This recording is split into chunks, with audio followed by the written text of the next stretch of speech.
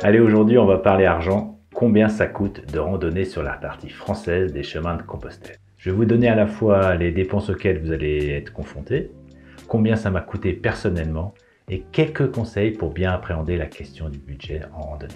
Alors je pourrais vous dire ça coûte 30 € par jour, 50 € par jour, 80 € par jour et merci, bonne journée, la vidéo est terminée. Mais non, en fait c'est un peu plus compliqué que ça et c'est ce qui est le plus intéressant. Comme beaucoup de choses dans la vie, ça dépend surtout de vous. Prenons la base, les certitudes.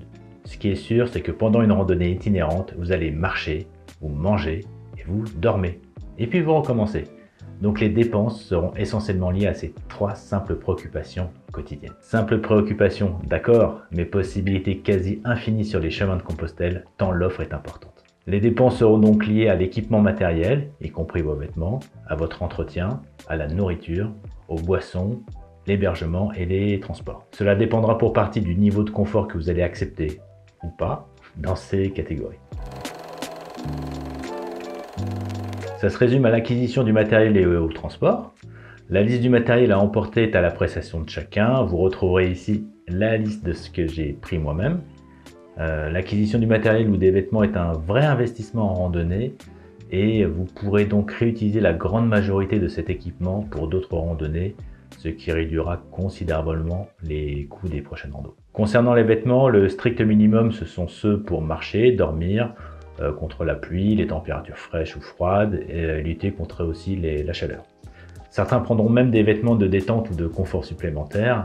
Personnellement, en vêtements, je suis parti avec 3 t-shirts, 3 paires de chaussettes, dont une pour la nuit, 2 caleçons en mérino, un short, une micro-polaire, un legging et un t-shirt manche longue pour la nuit, une veste et un pantalon de pluie, une doudoune, une paire de guêtres, un tour de cou, une casquette, une paire de chaussures de trail et des sandales. Le coût total, 853 €, dont 180 € achetés juste pour cette rando. Le reste, je l'avais déjà. Pour le matériel, c'est là que la question du comment je randonne en termes d'hébergement et de gestion des repas va influencer de manière importante le coût de ce matériel. Si je décide de dormir exclusivement en gîte ou en hôtel, pas de nécessité d'acheter une tente, moins de poids dans le sac, mais le coût plus élevé au niveau de l'hébergement. Si je décide de ne pas préparer mes repas, j'achète un sandwich à la boulangerie, je prends mes repas en gîte ou au restaurant. Pas besoin d'apporter le nécessaire à cuisine, donc pas de popote, de gaz. Bon, le sac est plus léger, mais probablement un coût plus important que de faire sa propre cuisine. Personnellement, j'ai choisi d'emporter avec moi une tente et le nécessaire à cuisine. Le poids en plus, 1,2 kg, le coût de la tente en elle-même, 359 €. Ça peut paraître cher, mais je l'ai depuis 4 ans, elle est bien rentabilisée. Le coût du réchaud, de la cartouche de gaz, de la cuillère fourchette, du mug pliant en plastique et du parevent, 102 €. Mais rien de nouveau cette année, donc tout a été acheté les années précédentes, pas 1 € supplémentaire. Pour le reste de l'équipement, on a tendance à dire que plus c'est léger, plus c'est cher. C'est plutôt vrai dans la majorité des cas. Tente, matelas, duvet, bâton de marche en carbone font partie des grosses dépenses. Je n'oublie pas non plus l'équipement électronique pour le téléphone et le matériel que j'ai pris pour faire les vidéos, y compris un drone, ce qui n'est pas négligeable du tout. Au final, tout l'équipement emporté, vêtements, matériel et électronique m'a coûté 3170 €, dont un peu plus de 1000 € de matériel vidéo que j'ai depuis quelques années. Mais si je prends uniquement l'équipement acquis pour ce chemin, j'ai calculé 971 €. Le transport Lyon, Le Puy-en-Velay, 28,30 € en TER. Ah, j'oubliais, lorsque je suis arrivé au Puy, je me suis fait plaisir en dormant à l'hôtel pour entamer après une bonne nuit de repos cette petite aventure. Le prix de la chambre, 52 €. Donc je n'ai même pas encore marché 1 mètre sur le GR65 que les dépenses sont déjà de 1051 €. Le premier poste de dépense, nourriture et les boissons. Les prix ne sont ni plus chers ni moins chers qu'ailleurs sur le chemin. Ça veut dire que ça vous coûtera plus cher de manger au restaurant qu'emporter un sandwich ou acheter de la nourriture dans une épicerie que vous pourrez trouver d'ailleurs quasiment tous les jours sur le parcours. Vous trouverez de l'eau potable partout et vous pourrez remplir gratuitement votre bouteille d'eau. On n'oublie pas la bière en fin d'étape, toujours réconfortante. Avec la buée sur le verre, voilà, ça c'est le bon moment. Mais si comme moi vous marchez 4 semaines, 28 jours à 3 € la bière, on arrive déjà à un budget de 84 € rien que pour l'apéro du soir. Personnellement, j'ai surtout acheté de la nourriture en épicerie et en boulangerie. Je mangeais plutôt froid les matins et midi et chaud le soir. 3 ou 4 petits restos en un mois, quelques apéros, quelques cafés viennoiseries dans les bars. Budget global dépensé 482 € sur un mois, soit environ 16,50 € par jour pour la nourriture et les boissons. Après, l'hébergement. C'est ce qui coûte a priori le plus cher si vous dormez en gîte, et beaucoup choisissent cette formule, avec le repas du soir qui est d'ailleurs de qualité diverse, parfois très très bon, très copieux, parfois un peu décevant. Bref, avec le petit déj le matin, les prix généralement sont dans la fourchette entre 35 et 50 € par jour. Vous voyez tout de suite, si vous optez pour cette solution, sur un mois de marche, on arrive à près de 1500 € de budget, hébergement, petit déj et repas du soir. À titre d'info, certains gîtes acceptent les nuitées seules pour un coût entre 15 et 20 €. Personnellement, je ne suis adepte ni des dortoirs, ni de devoir réserver à l'avance, donc je n'ai pas opté pour cette solution. Pour les hôtels, vous en trouverez surtout dans les petites et moyennes villes, un peu plus onéreux que le gîte, sans le couvert, mais vous avez une chambre pour vous tout seul, avec en option le petit déjeuner. J'ai pu trouver une nuit d'hôtel à Nazbinal à 40 €, mais la moyenne est plutôt entre 60 et 70 € avec le petit déjeuner. Bien moins cher, le camping. Entre 5 et 12 € la nuit, il y en a beaucoup tout au long du GR65. Il y a des réductions parfois pour les pèlerins avec crédential, par exemple au camping d'Aire-sur-l'Adour, et parfois des réductions juste parce que vous êtes marcheur. Exemple à Lectoure, un camping 4 étoiles avec épicerie, grande piscine, une laverie, le tout pour moins de 6 €. Si vous avez besoin de recharger votre téléphone ou tout autre objet nécessitant de l'électricité, mieux vaut utiliser les prises des sanitaires. Le coût de l'électricité avec prise sur votre emplacement n'est pas toujours donné, entre 2 et 3,50 € la nuit. L'un de vous m'a demandé en commentaire mon top 5 des campings sur le parcours. En 1, Lectoure. J'en ai parlé un peu avant, le rapport qualité-prix est imbattable. En 2, Navarinx, belle piscine aussi et assez proche du centre-ville. En 3, Saint-Côme-d'Olt, sur les bords du Lot.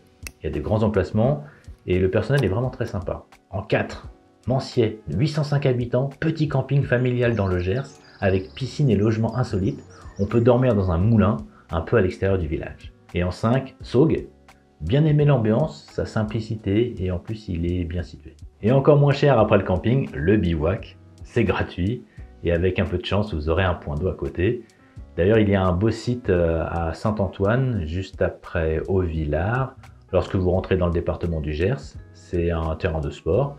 Il y a également des toilettes.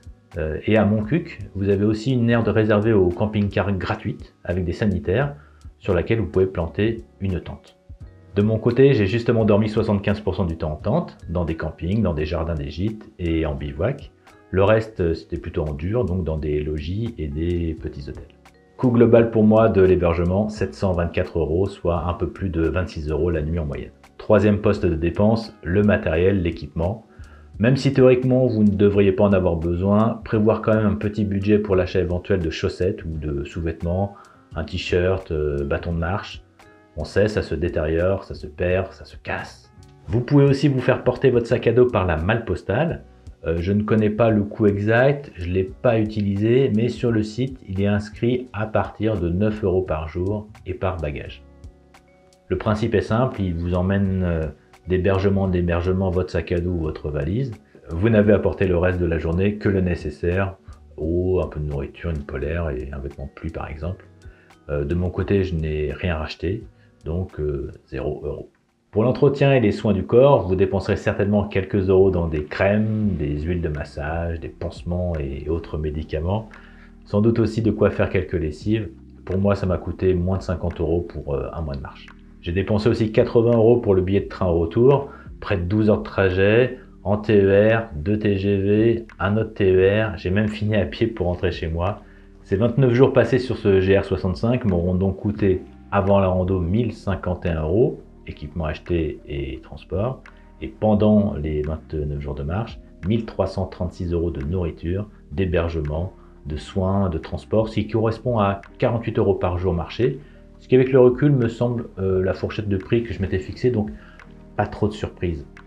On arrive donc à un total global de 2387 € avec le matériel que j'ai acheté pour cette randonnée.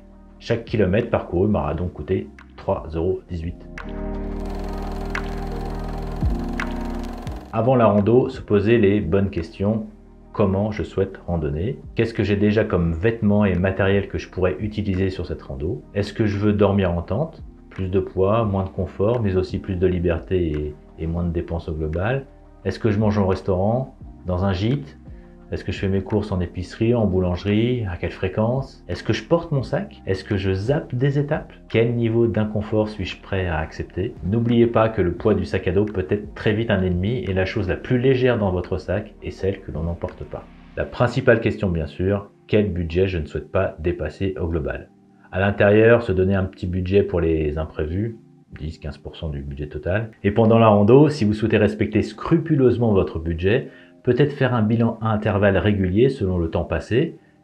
Ça permet de réajuster pour les jours à venir si besoin. Et pourquoi pas, en cas de bonne nouvelle, se payer un petit extra, la coupe glacée avec la chantilly, changer ce t-shirt qui a mal supporté la marche, aller chez le barbier, pourquoi pas, s'offrir une séance d'ostéo ou de réflexologie plantaire lors d'une journée de repos. Après la rando, vous pouvez faire une sorte de bilan, combien j'ai dépensé au final, c'est souvent un peu plus que ce qu'on avait pensé, quels sont les postes où j'ai eu plus d'écart avec mes prévisions, quels enseignements j'en tire, où pourrais-je faire des économies. Et si vous voulez d'autres conseils sur la randonnée sur les chemins de Compostelle, c'est ici que ça se passe. On se dit à très vite.